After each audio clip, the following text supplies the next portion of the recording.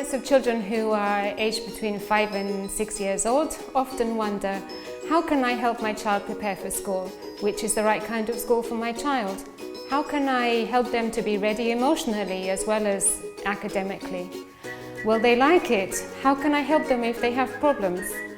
So today I'd like to give you some tips and tricks about how you can help your child cope with this new stage in their life. So first of all, as parents, it's really important that we transmit positive messages to our children about school. Even if our own memories of school were not maybe so happy, it's important that we don't pass on this fear to our children. So after you've chosen your school for your child, the next step is to help your child to understand why you made that decision. And of course, it's important to give them a positive image of the school that they can start to internalize. So you can talk about how you went to the school and you saw inside, or you met the teacher and you really liked how he or she spoke. You can talk with your child about the children in the group, how they will travel to school, what they will do there, what time they will come home, what they will wear, and so on. So children often have a big fear of the unknown. So the more you can prepare your child by helping them to discover things which they can actually know for themselves, we can help them to diminish this fear and to feel more confident about the next stage in their learning. Children usually like going shopping, so to go shopping with your child is a really good opportunity to help prepare them for school.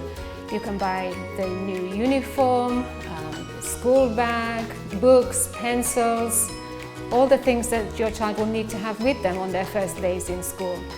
So helping them to make a choice about the kind of pencils that they would like to have, the kind of pens and so on, can all help to give them ownership over this process of starting school.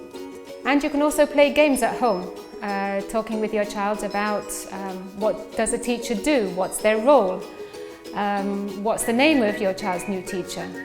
And your child can pretend to be the teacher and you can be the student, so your child can help to give you instructions and say things like, okay, now it's time to open your books, pick up your pencil, write the date, and start your child to become familiar with the way that a teacher would talk to them in school and how they need to sit on their chair and so on.